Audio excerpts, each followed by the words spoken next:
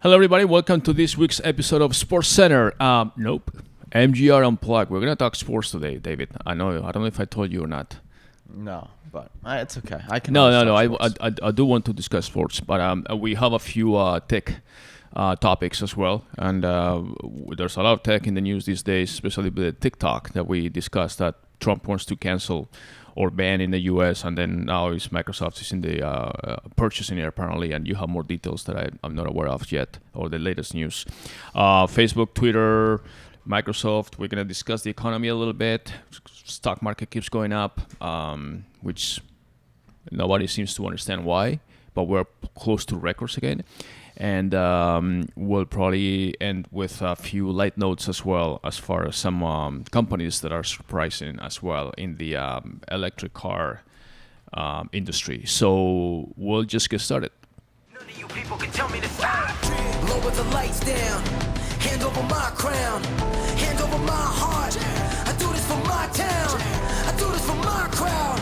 So turn me up real loud. My time, my time. None of you people can tell me to stop. All right, welcome back, David. Basketball, allow basketball this week. I actually, I mean it like really. I think the Orlando bubble is kind of cool. Actually, I'm impressed on how well is flowing overall. You know, like I thought it was gonna be like, oh, this is gonna be like a scrimmage or something, but no, it looks actually pretty good. Is that what you think too? Or Yeah, I was a little worried at first, just because I thought the atmosphere without the crowd would be like weird. And yeah, it's not normal, but it's been really good. Like, you don't really miss the crowd that much. I don't miss him. I think maybe when you get in, like, I still think it'll be weird. Like, you know, we're gonna get into the finals and shit, and it's like a team's gonna win a championship, and they're just gonna be like celebrating by themselves, like there's no crowd or anything. Yeah. So well, that's all the confetti and all that stuff, but no, I mean overall, first of all, I'm impressed with the level of basketball, the quality it's been great. For players that have been basically not training or doing much for 4 months, and they were picking after the All-Star break when everybody starts getting up to full speed to make the playoffs, and they've been off. Some of them couldn't even work out much at the facilities. Everything was shut down. So, but the level of it has been pretty good as far as the basketball quality, and then the competitiveness. I mean, these guys, the teams that made it there, which is like 22 teams. I mean, except for maybe one or two that are not that go out, playing that well, and they have no chance. The rest of them are playing like every game is a playoff. well, game. it is. It for is. For a lot of them. Yeah. Right, because they expanded the format. We're not going to get into the whole thing right now, but I mean the thing is that the Suns obviously is your team. My Phoenix Suns are 3-0. Who knows what it'll be, because by the time this podcast comes out, they play later today. Yeah, that's why they play today. They may win or lose again. But so far, they've won some pretty tough games. They beat the Mavericks. They beat the Clippers. Yep. So they're 3-0. The first one was a little bit... It was the Wizards. That was the gimme game. Right. But we beat the Mavs and the Clippers. The Clippers was the big one, because yeah. I don't know if you haven't seen it. Devin Booker hit a game winner. The buzzer beater. Yeah. I screamed and sprinted around my living room when he hit that. Yeah, it was a great game. Devin Booker, people I think are finally realizing how good he is. It's not like the buzzer beater's one thing, fine, whatever, but it's like he had 35 points and he basically won us the game. Like, because he hit the shot before that too. The buzzer beater is the one everyone saw, but before that, we needed to score, and he hit a shot too. And it's just like he has an amazing ability to just like when you need a bucket, he will get you that bucket. You see very few players with that ability. You know, I think he really, and he's only 23, I think. He's because he was young. He was 18 when he came in the league. So this is his 5th year in the league. So he has much more experience. But he's only 23. He's not old. Right. But remember, the game before is when he was in foul trouble. And, I mean, he's in foul. He basically in the Mavericks, which I'm sure not many people watched, but he got 5 fouls with like 6 minutes left in the third quarter. Right. And he still finished the game. So he only played very limited minutes, and he still finished the game with 30. And basically kept us in that game the whole, because we were getting blown out in the beginning, and he had like that was a game that I was 20 in the first watching that half. game a little bit, not the whole thing, but that's one game that I thought we were gonna lose, and then we were down by 10-12 the whole game. And it's not just him. I mean, the whole team has been playing really well. But anyways, it's fun to see. But overall, the basketball. Suns have not been to the playoffs in 10 years. Maybe this will be our year. It's still tough. We're still very far. We need to basically, there's 8 games, and we basically probably need to go 8-0 at minimum 7-1. So we don't have much room for No, error. I understand. But aside from the Suns, I think the overall quality of everybody's basketball been and the playing competitiveness. No, I mean, and some of the intensity of the game, because like I was watching Portland, and who are they playing? Lakers or No, it was like, who was Portland playing? Oh, no. Rockets. That one was good too. But anyways, it was Portland versus the Celtics. Oh. And the Celtics are fighting for seeding in the East, and Portland is fighting for a playoff spot against the Suns and all that. And the Celtics had a huge lead, and then Portland came back, and the fourth quarter of that game was like it felt like a fucking conference finals or something. Yeah. But it's in theory just a regular season game. Yeah. You know, I mean, it was really intense. Overall, I think it's great the sports is back. I mean, all this we keep hearing. It's a welcome distraction, that's for sure. Yeah, I I have mean- something to like outside of work and stuff. It's like I have something to look forward to that's not work related, basically. Plus, I mean, we like that kind of. I mean, even if you're not a hardcore sports fan, that you like the entertainment factor. You like the distraction of having something else to look into or to look at on TV that is not bad news or worse news or terrible news. Well, we were talking before the podcast. I really been cutting down my news consumption, because I'm like trying to disengage a bit. It's too much negativity constantly, and it just puts me in a bad mood. So I've really been cutting down on the news. And then on top of that, because basketball's back, I've been just reading a lot of like basketball news. And we were talking about topics before the show, and you were like telling me about things. I was like, oh, I didn't even hear about that. And you're like, you've been paying with the news? I was like, no, I haven't. I said, the only news I've been reading is basketball news. Other than that, I don't want to hear political news, But No, it's I been know. refreshing. I know, it's good, and to be honest, it's just getting to a point where we're just. I personally feel like lethargic with all this, like COVID-19 and the news and the pandemics and the new numbers and the new cases and all this bickering back and forth and whether Fauci's saying it this. just really and feels like Birx. everybody's spinning tires right now. Yeah, Like, I mean, I feel like we made no progress. Like in the beginning, it felt like, okay, back in March, April, it was like, all right, we're gonna shut down. This is needed, blah blah blah, and then we're gonna reopen. It'll all be good. And now, I mean, it's August, and it feels like really from like June through now August, like the last 2-3 months, there's been like no progress. Like No. it doesn't feel like Remember that anything's we different. actually, I think it was Like is anything today different? What is it today? August 6th or 5th? 6.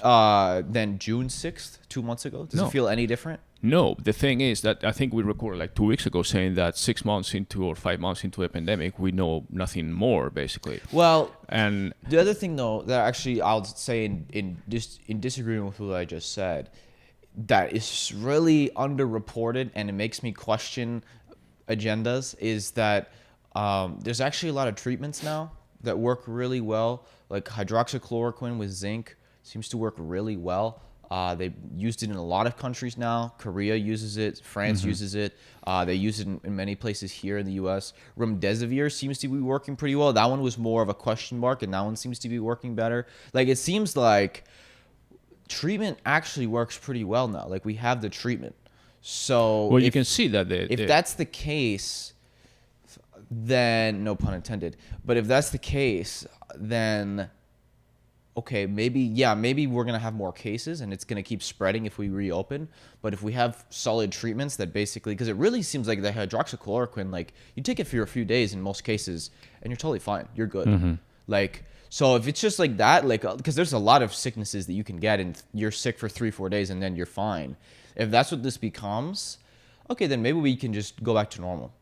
Because obviously the only people that are still at risk is obviously the older population. Yes. But especially for younger and not at risk people, maybe it is time to reopen. I mean, But it's just I don't even want to say this because it's like I don't know, it's so But that's politicized that the problem is the like reason people why will get I'm- upset with me for thinking that. Right. I'm like, Well, okay, and fine. you It's and just my everybody else, opinion. but- I'm not a doctor, but it's just my interpretation, basically. But the thing is, the reason why I'm just totally like I don't give a fuck anymore, to be honest, is that it has gone from being a medical health issue to becoming a political issue. yeah, that's the problem. And that is the That's the thing. problem. That's when I totally disengage, because when all the medical community with the politicians and stuff are trying to find a common solution to a pandemic which is affecting the entire world, and you say, okay, all the world top-notch scientists, epidemiologists, and everybody's researching this thing to see how we can find a common solution for once, which is the first podcast on information and things that I was reading were real experts. They said,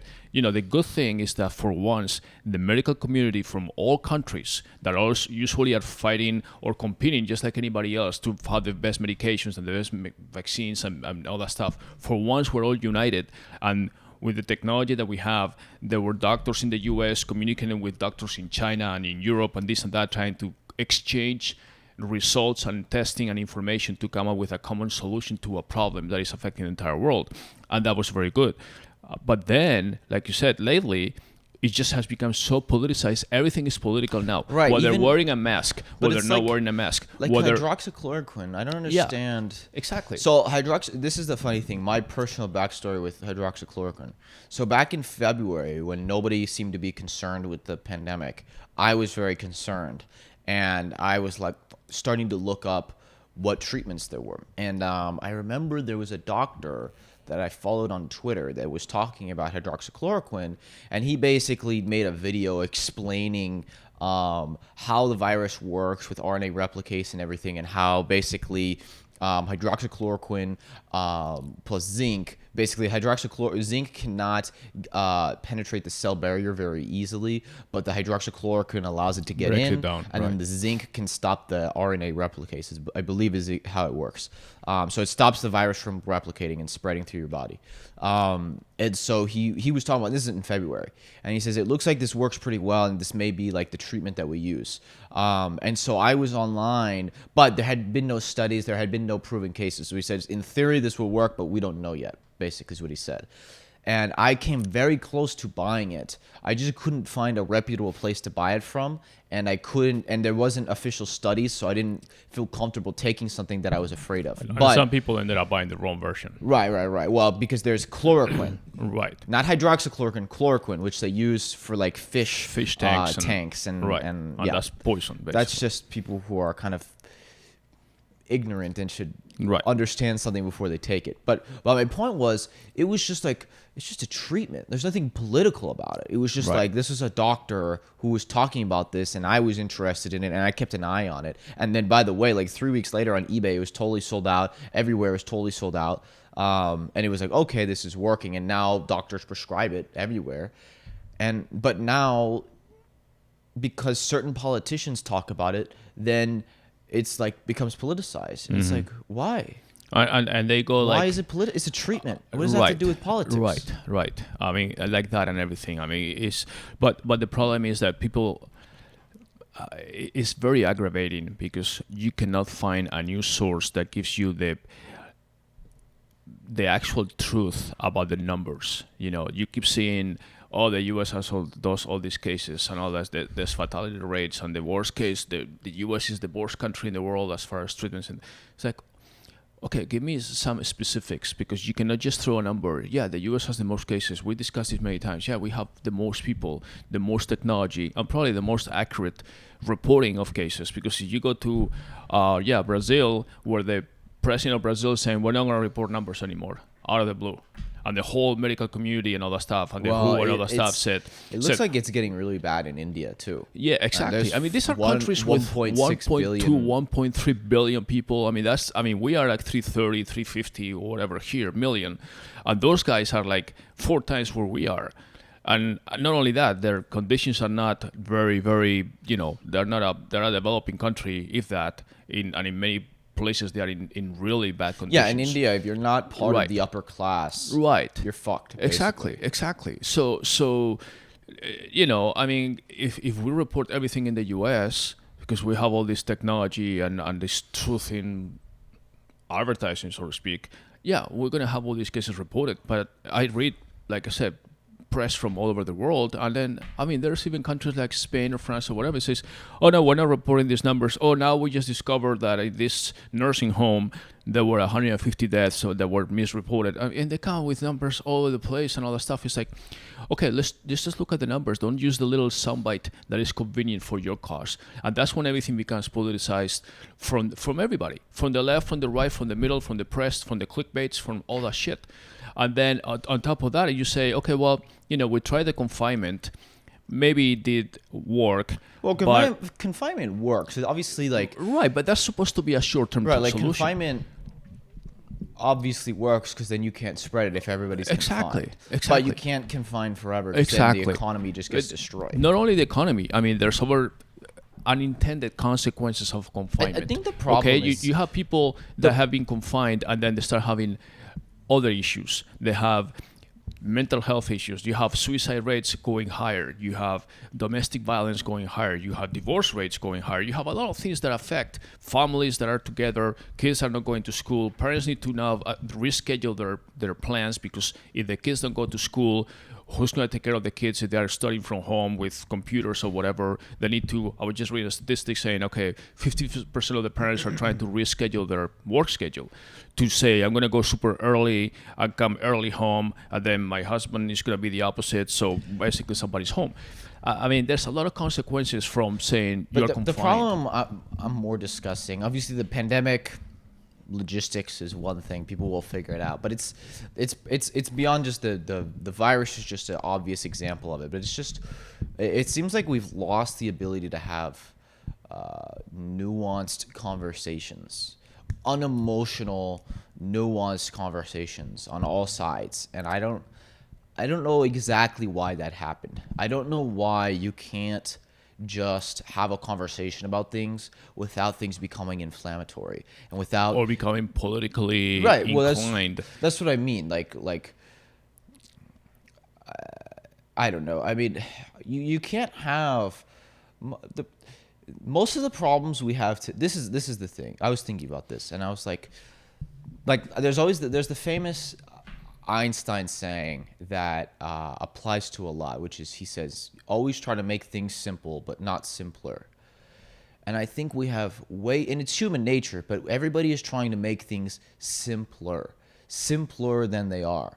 But unfortunately, we live in a complex world filled with complex systems interconnected with other complex systems. So this idea of a simple answer is just not going to work.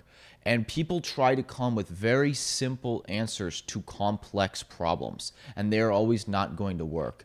And it's like we can't have nuanced conversations about these things, Well, add to that the fact that people in higher positions or expertise position, government, committees, you can think Dr. Fauci, Dr. Birx, President Trump, the opposition, whatever, they come with statements that are sometimes extracted or taken out of context, which meets the headline that whatever news source wants to say. And you hear Dr. Fauci saying, well, coronavirus may stay with us forever, and then he says, just like flu, we have it forever, and we just deal with it, and every year we have a different vaccine because we know this and that, and it may be just part of that. But no, that's not what the news says. The news has basically stressed this soundline saying, he says coronavirus or COVID-19 is never going to disappear. It's going to stay forever. Okay, well, people that don't read the whole explanation is basically on paragraph number 20th when they read the article says, yeah, but that's not a bad thing. That basically means that it's like the cold, the flu, or any other thing that just comes and goes and people treat it and they move on with their lives and doesn't stop your life from happening. Yeah. So when he says that explanation that is basically saying it's nothing uncommon, that we have a new virus that is fluctuating around the whole northern hemisphere and southern hemisphere.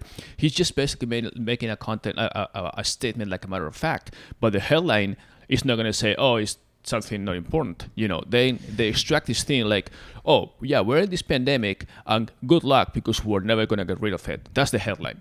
It's going to stay for us forever. Yeah, so the other thing too, on top of the lack of nuance, is I think that I just think that I think that we've lost our institutions. I think the media institution, the journalistic principles have gone out the window.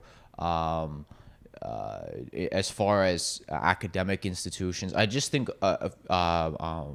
government-run institutions like the WHO, the CDC. Oh, yeah, those are... I just think we've lost all of our. I think people don't trust or have respect for institutions anymore, and it's their fault. But also, I think that that's a problem because we don't have anyone to look to.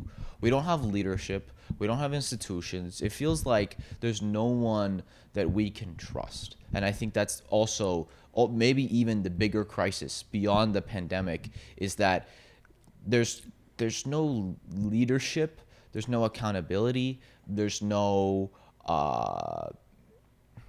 even the experts have an agenda, everything's political. I mean, I don't know necessarily what the solution is. I think the solution, honestly, is just build new institutions. But that's not something that's done overnight. But also the experts also are put on the spot because the experts, if the government or a government hires a pool of experts from all sources based on strictly on their expertise, forget their political agenda, they can always catch you with things that you said like 2 months ago. 2 months ago, you may say, "Oh, everybody has to face the masks are not so important or right, whatever." But you're talking about media, so my point is that the media is causing the experts to look or watch very thoroughly what they're saying. The traditional media institutions, I think, I just think they're collapsing in front of our eyes, and that's why they're acting this way. Because I think I told you this the other day. I said, like, you think who has more influence? Any single person at CNN or Fox News or any of those, or Joe Rogan, or like literally, I think most independent personalities these days online have way more influence than anybody at any of these institutions because they are more unbiased and they invite. It's not necessarily unbiased. I mean, I think that there's plenty of people online who have bias just based on their own beliefs, but it's that they don't have an institutional political agenda. They're not corrupt, basically. You have the corrupt institutions, the corrupted, and the independent thinkers, right, on both sides. Like, there's plenty of people who have shows and opinions that I pretty strongly disagree with, but I'm happy that they exist because they're an outlet outside of the mainstream, right? And that's my point, that I just think that the major traditional institutions are collapsing because I just think that we used to live in a world of bullshit, and that the internet has exposed all the bullshit. And everybody who made a living off of bullshit is going out of business. And that appears to be a massive amount of traditional institutions, whether it be universities or traditional media or politicians are the kings of bullshit, okay? I just think they're all being exposed. But how do you solve that? Because I think it's being solved. You're putting a lot of... doing that, we're putting a lot of... ownership or decision making on the actual user, the actual citizen. That's the market. The market decides, and the market doesn't want bullshit anymore. Yes, but not everybody has the time. The average person, and I'm not saying American, the average person in the world doesn't have the time to dissect the bullshit from the real news, or even get multiple sources of information. I actually think people's bullshit detectors have never been stronger.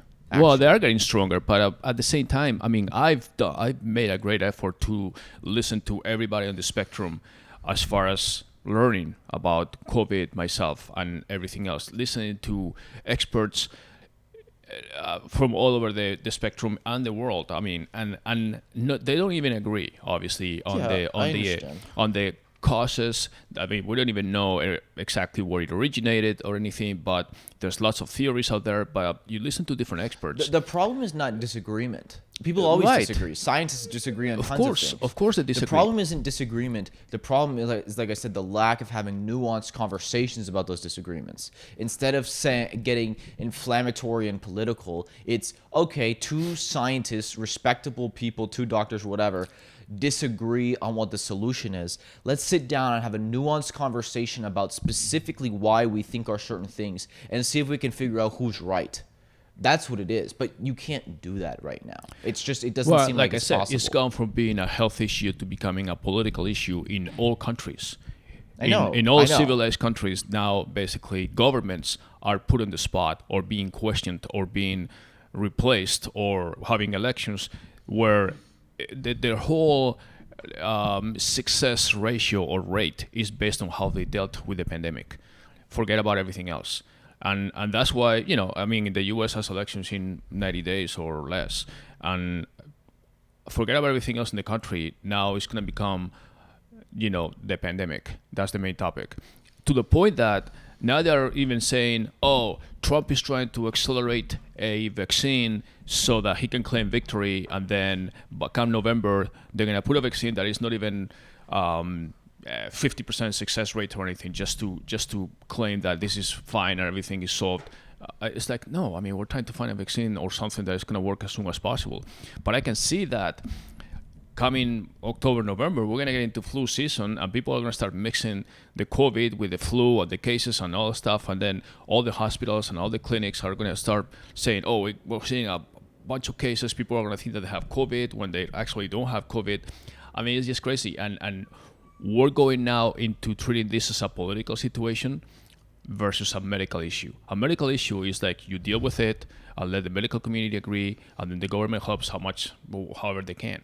But when you treat it like a political issue where governments and presidents are voted upon based on this, it just you lose focus, because even the experts, like you said, are biased. The experts are saying, well, if I say this, they're going to quote me in 3 months saying that, oh, I said it was going to disappear. Well, it may not disappear, or I said the masks are not helping. Well, they may help, but they may not help, may not do anything. So I don't know. It's just becoming like people are trying to say, okay, enough of this shit. I mean, I've already played by the rules for 2 months, being at home and doing nothing, and basically just living off the government if I'm at the mercy of their unemployment payment or check. And now I need to make a living, because the effects of not working are worse than the effects of possibly getting sick. So I don't know what the solution is to this. I mean, if we start losing faith in the international institutions and all the organisms that are in place to find solutions for us, then what is the I mean, I think there's a lot of things happening on the international level. I think that we've been moving more and more towards globalism for many years, and I think starting in 2016, and especially it's even grown more now, globalism has just fallen apart. And I don't know, but that's the thing, like even something like that, like I don't know what the right answer is, but I feel like we can't have a conversation about it. Like I used to be very pro globalism, but I think I was wrong about a lot of things, and I'm willing to admit that I was wrong about a lot. Like I was of the belief, like a lot of other people were, that trade can solve all, and that global trade will bring more global freedom, and that just doesn't seem to be true. Basically, China is one of the biggest trading countries in the world, but they're not any more free. In fact, the opposite. The people of China are less free. Same in the Middle East. We have lots of trade partners in the Middle East. Saudi Arabia is a huge trade partner, but their people are not any more free. So I think the experiment and the hypothesis that was, if you just have free and open trade globally, even with countries that are not free within their own borders, that they will eventually become free because of trade, I think that's failed.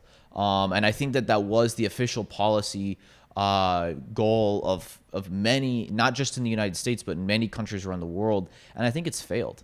And now we're readjusting. And that's why you're seeing a rise of nationalism in a lot of countries, because globalism has really fallen apart. But also at the same time, I definitely don't think the answer is complete isolationism, that every country should just say fuck the world and isolate. So right. something Become in the middle, self-sufficient. right? Something in the middle But needs to be the answer. Getting back to the COVID situation, what do you think will be the final outcome? I mean, you have President Trump saying, "Oh, it'll just disappear." I think honestly, it depends on the election. Well, I understand, but that's Whoever just wins, that's just in the U.S. It'll either. To be Go honest, ahead, I go mean, ahead. but the thing is that the President Trump says, yeah, I believe it'll just disappear. Of course, pandemics. First of all, pandemics don't last forever. Viruses destroy themselves because if anybody understands anything about a virus, if they affect everybody, the virus itself is killing itself because they don't have anybody else to infect. So that's how the virus survives. If it's deadly. Yeah, exactly. So viruses that are super deadly tend not to spread because they kill people and they can't spread it. Well, exactly. So That's if it's not viruses that spread the most are the ones that don't kill you, they just make you sick. Right. Like herpes, they say, what is it? Like half of Americans have herpes or something? I have no idea. Because herpes doesn't kill you. It just says sometimes just it's not stays even with you for life, Yeah, sometimes basically. it's even more asymptomatic. I mean, you may have it Yeah, and yeah. you don't know You don't it, even know it, or represents itself or exposes itself Right. later in your life when your immune system is different. Right. But so exactly, so that's the point. So this one we've been dealing with it for better 6 months or so, and then Trump says, okay, it'll disappear. Obviously, that's his line, and then on the opposite side, they extract this soundbite from Fauci saying, "Oh, this may stay with us forever," and they say, "Oh, Fauci contradicts Trump because Trump says it'll disappear. Fauci says stay forever." Okay, Well, first of all, will it stay with us forever? Probably. But polio still exists. Yeah, exactly. But nobody's Well, dying of polio these Exactly, days. that's my point. That when Trump is saying it'll disappear, he doesn't mean the virus will disappear or whatever. He's basically saying that's a different conversation. Right. He's not great at explaining things. right. He's Mr. his Soundbite, problem. whatever. So he's saying it'll disappear from being a factor that we're gonna be in the news every day and having a press conference every day about this thing. Just like we don't have a press conference about the cold, the flu, or the Zika virus when it comes. It just comes and goes and disappears. So when President Trump says it'll disappear, he means it'll basically become a non-factor or a known factor that is not enough to affect our lives. And when Fauci is saying it may stay with us forever, he's basically saying the same thing. He's saying the same thing, saying, this virus may stay with us forever, but at the same time, we're going to have a treatment. No, it and will. then I mean, it's just a gonna virus like this that's so contagious and so widespread isn't just going to go away. Right, It's exactly. going to be with us. Exactly. But And it could go it'll to be second wave, third waves. We don't call the cold and the flu season like a 20th wave or whatever. It's like, okay, it's flu season. It'll Get your go the flu way shot. Sorry. It'll go the way of polio. I mean, polio doesn't still exists. There's rare cases where people get polio. Obviously, these days with anti-vaxxers, sometimes they get polio, whatever. That's their fucking problem. But yeah, I mean, people don't die of polio anymore. But that's it used my to be point. like a huge percentage of the population would just get polio, and it ruined their lives. Now, who gets polio anymore? So Right. But do we need to destroy world economies? I mean, because like I said, it's the elections or whatever. I mean, you have Trump saying, okay, it'll disappear. Fauci says it'll stay forever. And now the media is basically saying, oh, they contradict each other. He's part of the White House overseeing committee for the virus and expert epidemiology stuff, and they don't agree. It's like, yeah, they're agreeing. It's just that you're extracting little lines from each of them to make it look like they disagree. Like I said, but I think that the traditional media institutions are completely falling apart. But how who do they benefit? Because right now we have the economy. They benefit their readers. They benefit the readers who want to hear those things. Yeah, but I mean that's what I'm saying, that the readers People now need tune to in. have much more clinical knowledge to say this is completely bullshit. Okay, I need to read the whole thing and then go beyond the headline. Of course. To see that what It's Fauci really said is that it may stay forever, but that doesn't mean that we cannot deal with it just like we deal with everything else. I don't think it's a political thing of like left right. I think it's an institutional thing, and I just think that institutions on all sides are falling apart. Like I was reading an article yesterday. I don't read New York Times anymore because I've lost respect for them. But there was Isn't that a sad thing to begin with? Yeah, I mean, one of the major newspapers in the world. Yeah, I used to if like not in the the Times, country. but I don't you read have them you anymore. used to have the Washington Post, the New York Times, the Wall Street Journal, and now we're losing faith in all this or credibility in all this. Forget USA Today, that basically was a piece of shit. But we're losing credibility in all these major news sources because they are selling themselves to clickbait. What I was gonna say was I was reading this article because it was trending on Twitter. It was basically about Kanye West's campaign and presidential campaign, and I was reading it, and it was just the way it was written. I was like, I would love to like take a journalist from like the 1950s or 60s, back when like journalistic integrity was like the thing that you always had this journalistic code, and like have them read this and say, like, take a Times reporter from 1960 and have them read this article from 2020, and they would probably fucking weep, because this article was so obviously anti-Kanye. Like, it wasn't reporting. It was supposed to be reporting about how certain Republican leaders were helping him get on ballots in different states because they wanted a challenger to take votes away from Biden. Okay, but the way it was written was like, Kanye West in his manic state is traveling around the country spouting crazy blah blah. Like, that's not journalism.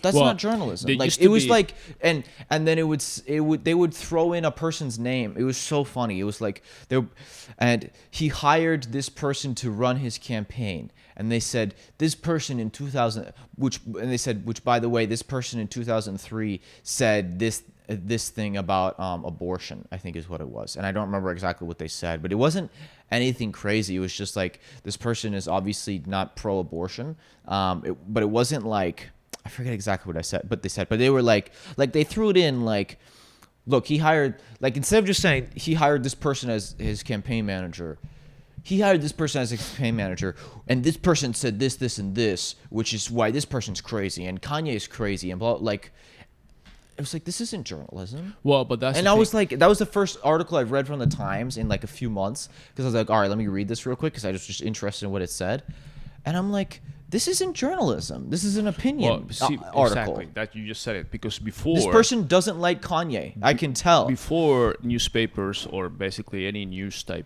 show, whether it's radio, TV, or whatever, they used to have the factual news. They tell you the news as it is with no opinion. Right, and this, by the way, and then you have the editorial. This article was not in the op-ed section. Right. This was in the news section. Exactly. Now there's no op-ed. That's the problem. I mean, you have and there's few newspapers that respect that firewall between, this is what happened, and we're gonna give you just the news exactly as it happened, reporting the numbers, and no stupid headlines or nothing. This is exactly the facts. And then we have the op-ed or the editorial columns, where it's the guy that is more this way and the guy or lady that is more that way, and then you align yourself with whomever you want. And then I actually grew up reading certain columnists just because I like to hear their opinion, and obviously you always read what you want to hear, or what you want to read, or hear what you want to hear. That's my point. You ask who's reading. It's people who, basically, if you're an anti-Kanye person, then you're gonna love that article. Exactly. That's my point. But that doesn't make it good journalism. Right. So, anyways, I mean, I think, like, honestly, and this is not to be political, but when everybody's thinking, oh, when this thing ends, it's going to end on November 3rd or whatever, elections and blah, blah, blah, and all that stuff on Biden, it's like, honestly, I mean, I don't want to be one side or the other.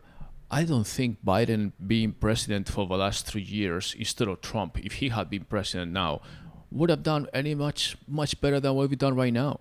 Seriously. Okay, we could have addressed the pandemic sooner. No, I don't think so. I don't know. Everybody playing. I was very critical of Trump in addressing the pandemic, but the problem was, if you remember, because you can go back and look at plenty of very left-leaning news outlets back in February, because there was Vox had an article that was making fun of VCs in February who were like prepping for the virus and saying, hey, we're going to stop doing handshakes. And they were making fun of them. This was Vox making fun of them for banning handshakes. And now No, everybody banned handshakes. It's the Yeah, I norm, mean, but they were Trump- making fun of. So it Well- wasn't a, like I said. The problem with this is it's not a left-right thing. Everybody wants to make everything political. Right. That's my point. It's not left-right. It's a competency thing. It's not. It has nothing to do with political beliefs. It's the fact that it seems that across many levels we have incompetency. Yeah, and nobody's saying in that institutions. the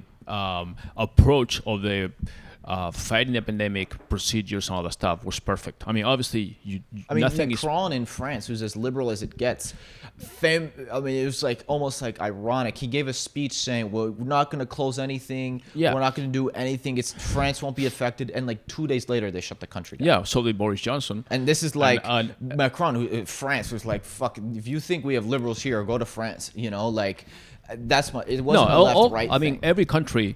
There's no single country that says, "Oh, we did it perfectly." Even Germany. Germany was the example of, "Oh, we basically maybe treated-" Taiwan. That's about it. Yeah, but yeah, and they even everybody was saying South Korea. They keep having different cases.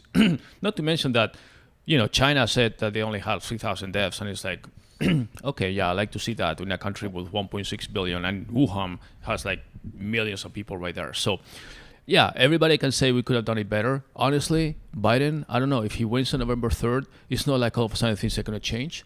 And all of a sudden, miraculously, there's no more waves. And the press, because it's more liberal, we're going to say, oh, well, now all of a sudden they flip the numbers and they start reporting, we only have 20 deaths.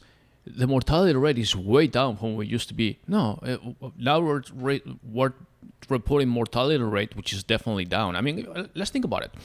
330 million people.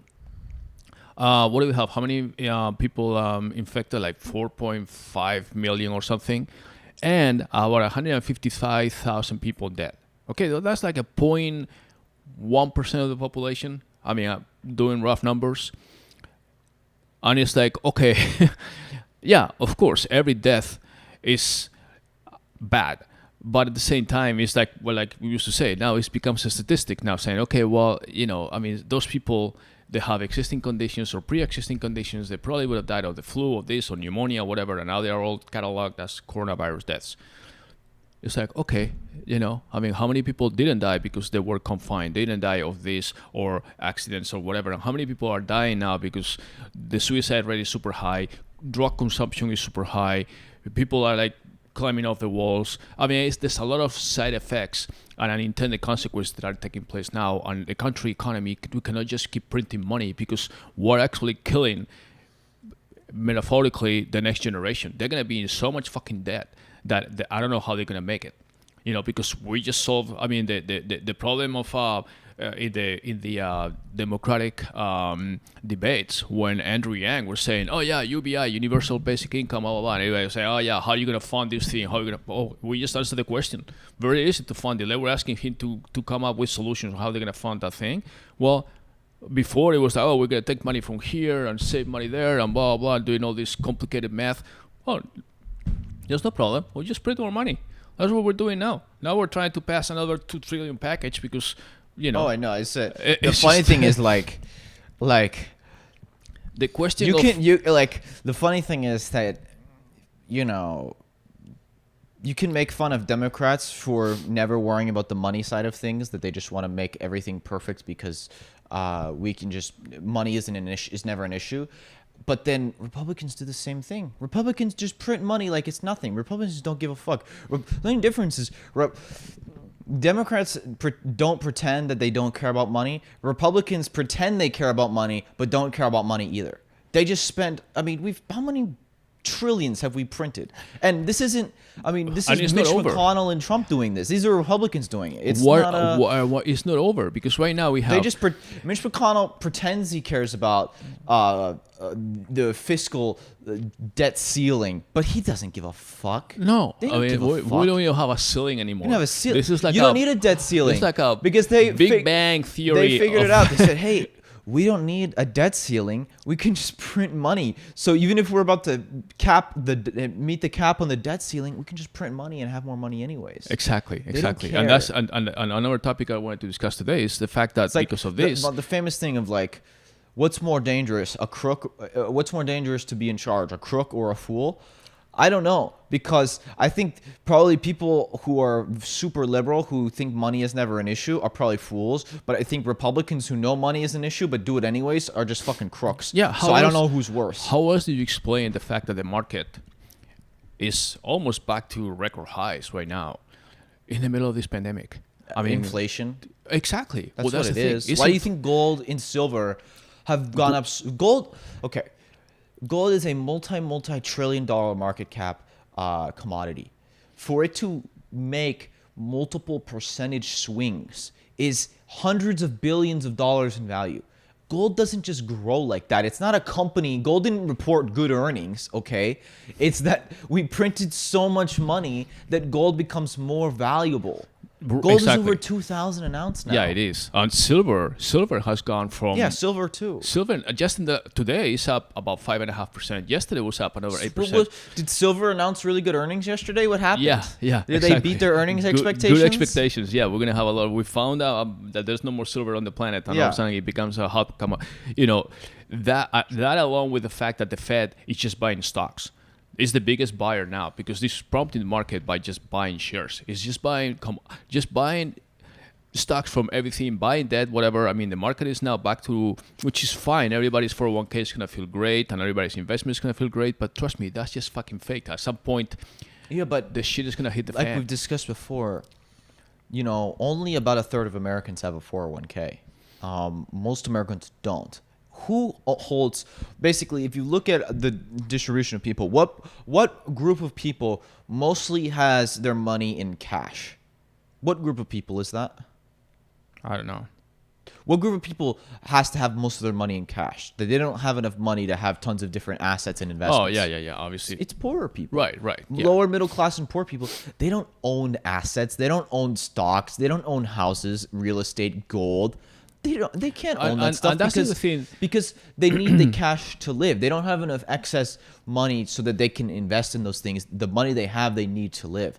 And their money, their dollars, are becoming worth so much less. Inflation, the biggest lie about inflation is that it hurts everybody. It doesn't. It hurts disproportionately lower middle class and poor people, because rich people, if you're rich, you know about inflation. You say, well, I can own gold, I can own real estate, I can own businesses or stocks so that my money isn't in cash and it doesn't devalue. But because you don't need that much cash to live, right? You can have, most rich people have maybe 10% of their money in cash. They don't have, when you hear someone's worth $1 billion, they don't have $1 billion in cash. They have maybe 50 to 100 million in cash and 900 million in assets, right? So when inflation doesn't affect them that much. But if you're poor and all you have is $5,000 to your name, you can't invest shit. But guess what? Today that money was 5,000, tomorrow it's worth 4. Right? And that's the other thing that people don't understand. That they it's don't kind understand of it. No. But another thing is when they buy something. They buy a house, for example, and you buy a house years ago for $150,000. Okay, right. And that house today, you look at Zillow or whatever you want to look, and it says 300. My house is worth 300,000. You say, oh my god, my house is worth no. Your house doesn't appreciate that much. Right. What happens is that your money is more expensive now, right. And you can't even afford the house now. If you were to buy the house now, you couldn't afford it because your dollar is worth so much less that's where the house is worth 300. All of a sudden, your dollar that was like this big is become this little, and now you need many more to afford the same house. Right. So people say, "Oh, it's appreciation." No, it's the fact that your dollar is worth less, and now the house is worth. That's 350. why do you think people don't understand that? So why do you think wealthy people are buying so much real estate right now? Why do you think the real estate market's growing so much?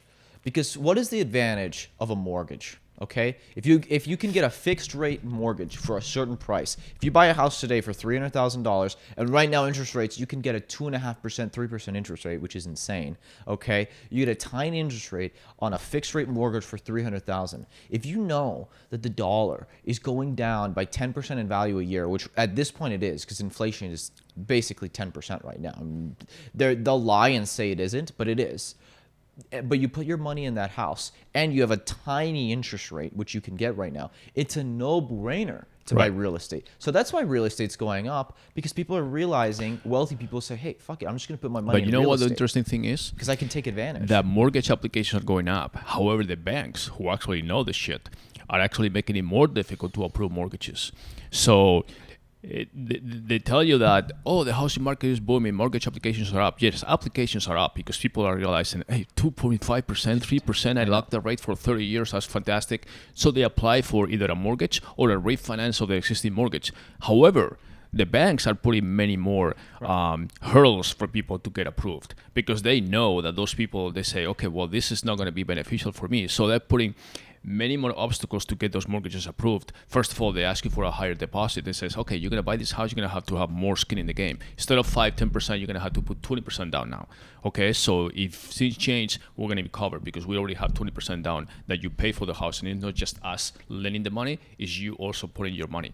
And then they're going through all these extra proofs, so a lot of people get turned down too. There's a lot of applications, but what you don't hear in the news is how many of those applications are actually approved and how many are not and fall through because people are not able to pass all the scrimmage, from the banks. So well, that's another example to illustrate is like a famous thing is like people say, if you look on average, the S&P goes up 7% a year and it has for 100 years, blah, blah, blah. Actually, it hasn't. Go look. There's a great chart that you can find. Just search S&P versus gold. The S&P doesn't go up 7% a year because keep in mind, S&P is built of, for the most part, huge companies. Okay, for a huge company to grow 7% would mean adding billions in revenue. That doesn't just happen magically every year. Okay, really, the S&P has probably gone up 3% a year, 2% a year, and the rest was inflation. That's what it was. Because if you look at S&P versus gold, it goes up a couple percent, and S&P versus gold in the last, basically since the last recession, hasn't gone up, basically. I mean, it really hasn't gone up much. So really, that means, okay, so these businesses are actually growing probably in real terms, maybe 2-3% a year on average. That makes a lot more sense because there's no way in hell all of these huge companies are growing, becoming 7% more productive every year. That and the fact that the market is overbought. I mean, you have some companies that they are like trading at 50 times earnings. Oh, I know. 200 the times earnings multiples are like nobody like, cares anymore. Yeah, it's like nobody that. Cares it's like anymore. a statistic that people don't even look at. They say value investing is like, if you're still trying to value invest, listen, you're in my thoughts and prayers because give up. Because value investing is like out the fucking window. It's just, you can't value invest anymore. You can't look at companies as value stocks. It's all about growth. That's all that matters. So let's move on a little bit. So last week we had the majority of the podcast going through the big tech, the big four CEOs testifying before Congress about. Well, hold on. Before we get into that, I thought we needed to mention TikTok before that because that's the major news story. We're 50 minutes in and we haven't talked about TikTok yet. Well, so that's going to be part of it because what I was leading into is that the fact that the big four, which was Facebook, Amazon, Apple, and Google, were testifying before Congress, and it was mostly an antitrust, anti-monopoly hearing. So it wasn't about censorship or anything. It was strictly based into that. And amazingly, the day after, all those companies reported quarterly quarterly reports on their performance basically, and they all did fantastic. I mean, Amazon hit new records. Yeah, but this should be surprising to anybody. No, that's exactly the thing.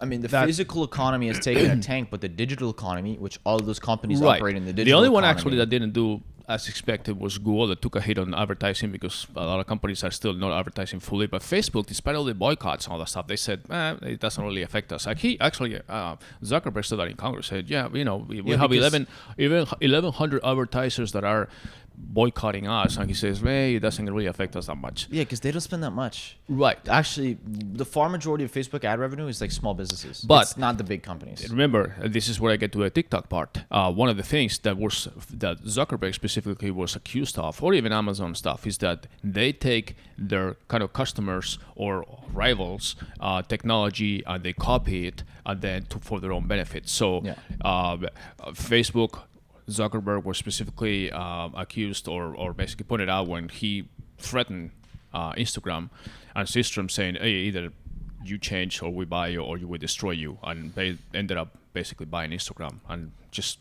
rather than developing their own technology. Then they copy Snapchat, many of the features like the stories and all that stuff. Well, now TikTok is being in the news because obviously all the ties with the CCP and all that, and President Trump said that he was going to ban TikTok unless Microsoft, in this case, completes the deal by mid-September, I think he said. Guess what? Facebook just yesterday launched Instagram Reels, which is something they've been working on for a while. Obviously, this is not something they do right away, but Facebook was already working on the TikTok knockoff, okay, which is exactly what Instagram Reels is. Yeah, so they launched a separate one, actually, like 6 months ago. It was a totally separate app, totally failed, nobody used it, so they shut it down. And they decided, okay, we're just going to build it into Instagram now instead. Right. Yeah, it's a TikTok clone. I checked it out. They copied it exactly. They did exactly what they did to Snapchat, but to TikTok. It's exactly the same. You can scroll through the feed. You have 15 sounds. seconds. You have it's more than 15, isn't it? No, 15 seconds, I think. Oh, is it? Thing. Oh, TikTok's a minute.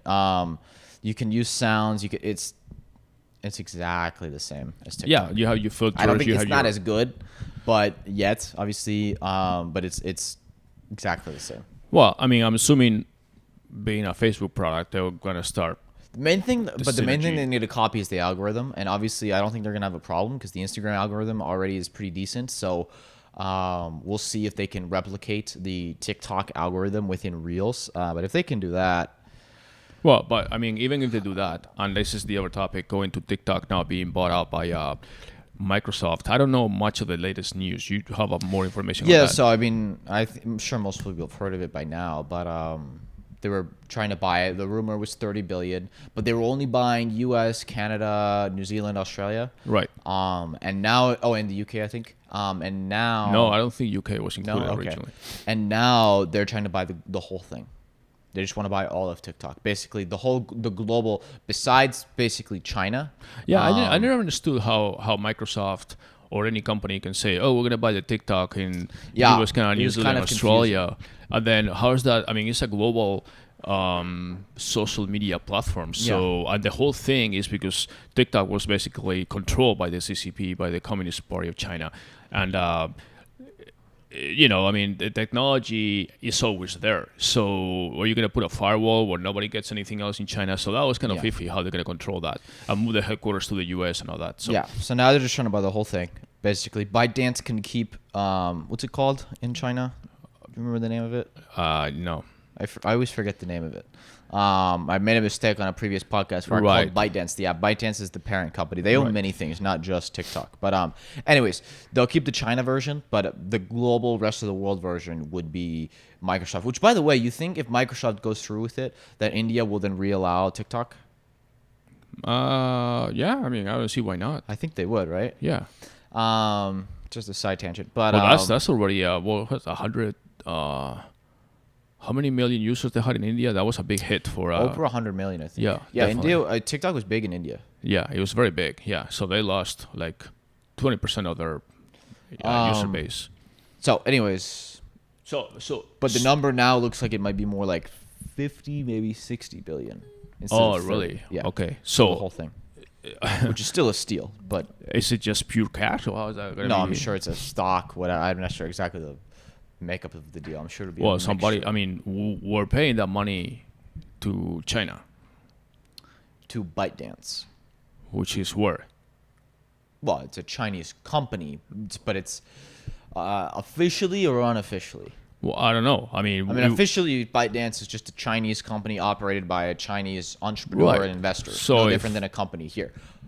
Unofficially, yeah, of course they're involved with the CCP. No, I understand. But bottom line is, whatever the price is, if Microsoft is paying $60 billion, however it goes to buy TikTok, that's money that we're sending to China. Yeah. Somehow.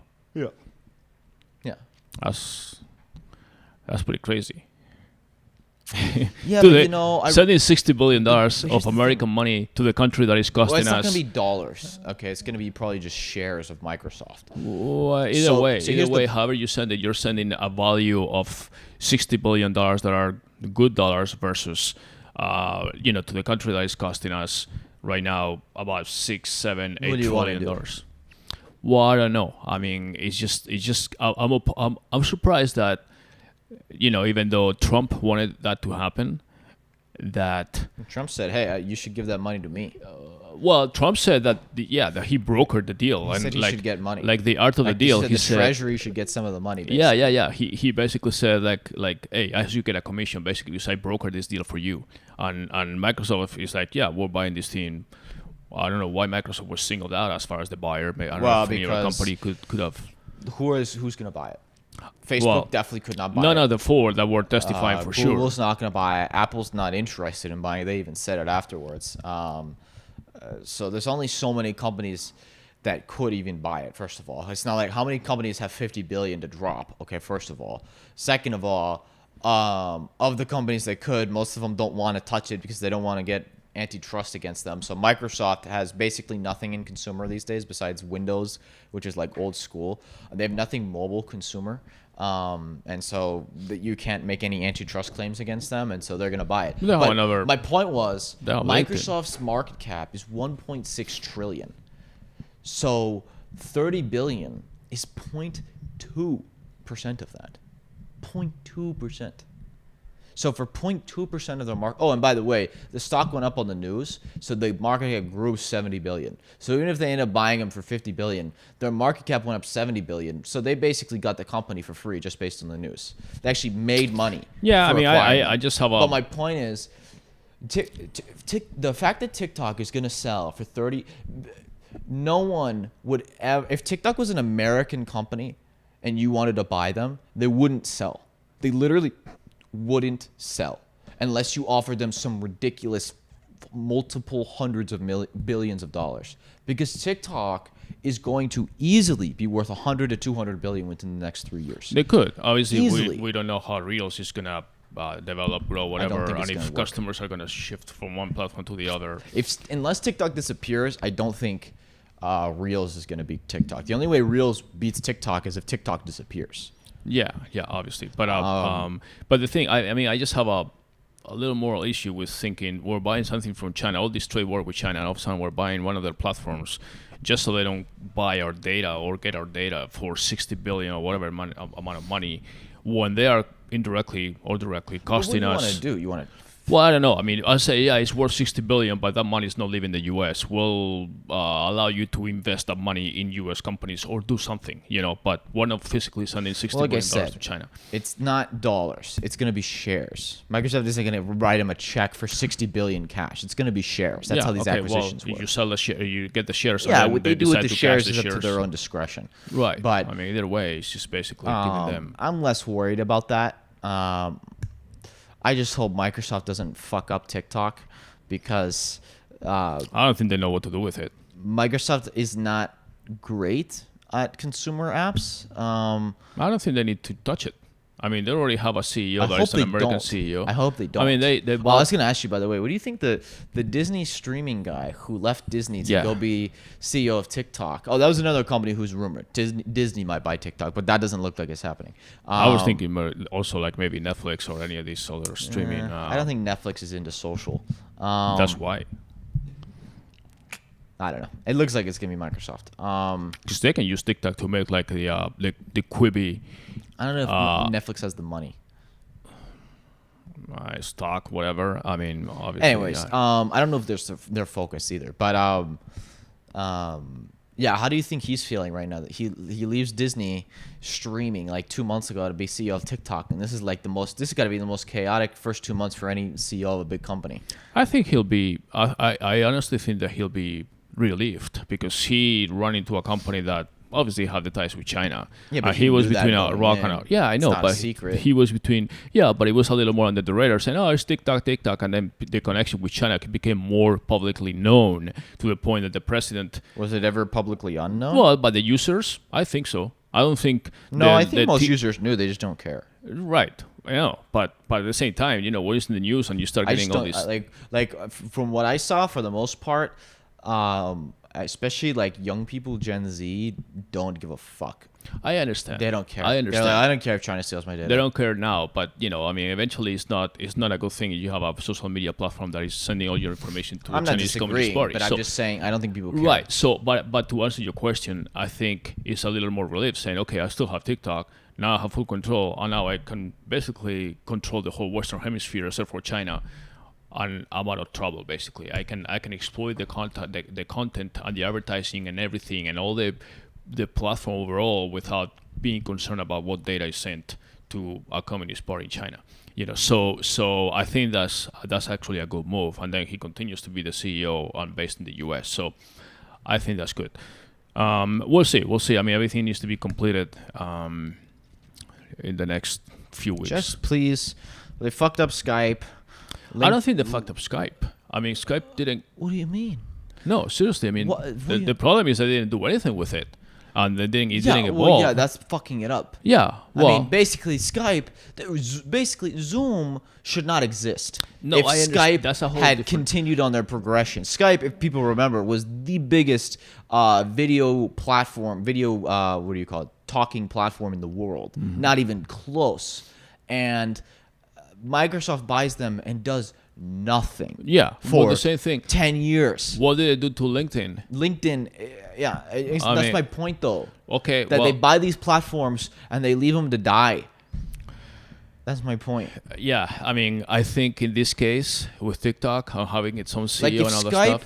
basically would continue to be run by either the founders or someone who cared about it, then there would be no reason that Zoom should exist. Plain and simple. Skype should be Zoom, Well, and Skype should have been Zoom 5 years ago. Yeah, because you remember they have Skype.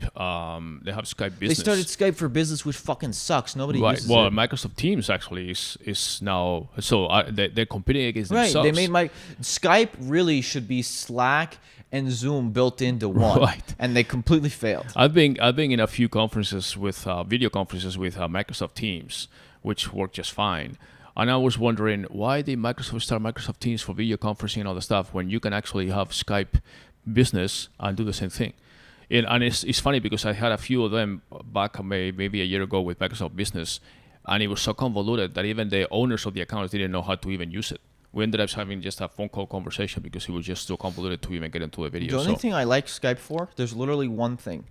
When I need to call our international clients, It's, their credits, Yeah. it's way cheap. Like if Verizon charges me fucking $1 million to make an international call, Right. Skype has really cheap credits. Yeah. That's literally the only thing I like Skype for, is they have really cheap international credits if I But need that's to call just for a phone number. that's just normal calls. But you can set up the same call with like WhatsApp or anything. If it's just a video call, I call all my international clients via WhatsApp. Yeah, but it's more for like leads and stuff. That's what I mean. Like if I have an international lead from somewhere in Europe or something or anywhere else that leaves a phone number, I can call them with Skype and it's cheap. That's the only thing I use. That's it fine. for. I mean, I do the same thing, but I just tell them what's your WhatsApp number, and Yeah, I know. everybody elsewhere has WhatsApp, and then you can have video calls on WhatsApp and everything. The only thing the challenge with WhatsApp is that it only works on mobile. It doesn't have the video and all the stuff doesn't work on computers, so you're on mobile all the time. So which is fine. So all right, so let's wrap it up. Anything else? We basically covered a lot of things. No, I think that's it. All right, Go so Suns. The game probably starts pretty soon. I'm gonna go watch it. yeah, that's the thing. This bubble thing has games all freaking. Oh, I love it. Games start at 10:30 in the morning. I know. It's very March Madness-y. If people Yeah, watch yeah, March yeah, yeah. Madness, so the That's games right, are all that's day. right. It's very Yeah, March I'm Madness. not ready to watch a game in the middle of it. I don't watch during the day unless it's like a very specific game, but like I'll like be checking the score, or if I have it on my other monitor on my computer while I'm working or something. It's just nice. It's fine. Yeah, I mean, I've watched. I'm a big soccer fan, so I watch the Champions League and UEFA Champions League World Cup, which is European time. So usually they start about noon for us. Yeah, same and thing. it's- You like to watch soccer during the day. Yeah, I do sometimes. those, but I mean, right now there's nothing going on yet. Even though the Champions League is coming back, I think this weekend actually, with resuming, what they ended. So yeah. So anyways, the Suns are playing in about 3 minutes or half an hour or something. My dark horse pick now. So I said my dark horse pick last week. I had two teams. I said Philly and Houston. I said they're either going to be heroes or zeros. Philly looks like a fucking zero. I don't know what they're doing. Now Ben Simmons is injured. I shouldn't have had any faith. The Rockets look really good. I think the Rockets. I think the Rockets is one of the teams that during the pandemic they've come up stronger because they seem to be burnt out. This is the dream scenario for the Rockets. Okay, if the Rockets want to win a championship, they just really need to hope they don't have to play the Lakers. If like Clippers and Lakers play, and then Clippers can beat the Lakers, and then Rockets meet the Clippers, they'll be great. They have a great matchup. The problem is the Rockets don't have a center, so if they have to play Anthony Davis, they're fucked. Basically, they're gonna lose that series. But if they can get away with not having to face the Lakers, if the Lakers get eliminated by somebody else, I think the Rockets have a real chance at winning the championship. I think they look really good. So you still have the same final as you had like a couple of weeks ago or last week?